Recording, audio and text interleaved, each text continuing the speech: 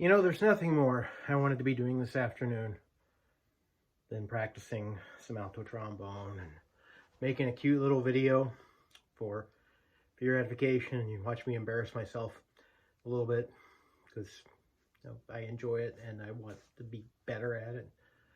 But I can't concentrate on anything right now. I guess the only question I'd have is, was it worth it? Were the anti-abortion and anti-gay attempts worth it? Were those tax cuts, were they worth it? Was all of that worth wounding this ephemeral idea of American democracy, possibly beyond repair?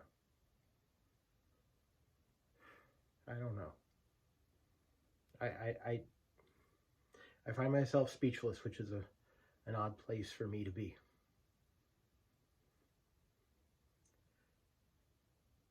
I've been to the Capitol building many times, as I'm sure many of you have as well.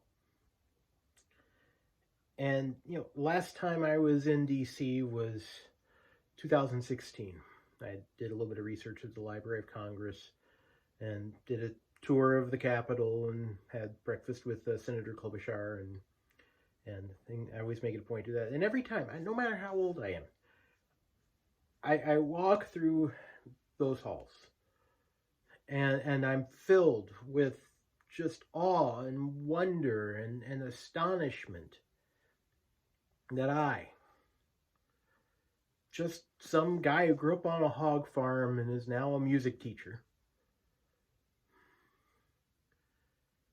get to participate in all of these self-governance processes. I get to vote. I get to petition my government for a redress of grievances. And it fills me with so much awe and inspiration every time.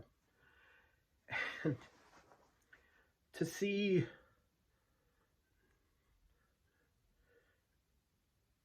people who don't respect what that is. These are not people who have had systemic issues brought against them. This isn't a Black Lives Matter situation. This isn't something that has to do with the racism or sexism or the other issues that permeate so much of American life. These people are terrorists, pure and simple. They want to strip our shared patrimony and sell it for parts.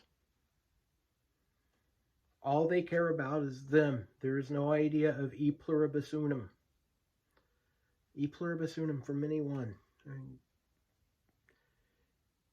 Those words so vital and so important to the history of this nation, and we haven't always lived up to it.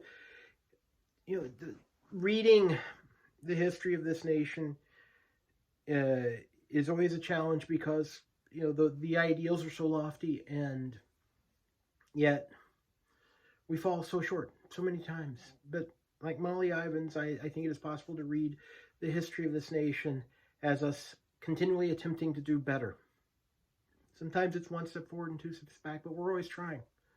We're always trying. And that's, I don't know, that may be gone now. So was it worth it? Was it worth the potentially fatal wounding of American democracy for highly individualized grievances that often have no basis in reality? I weep today. I'm fighting back tears right now. But I weep for what we have been and what is happening. And I pray, and I'm not a praying person, as you know, but I pray that perhaps we can find our way to the better angels of our nature, as Lincoln said, and once again sound those mystic chords of memory that bind us together. Thanks for listening.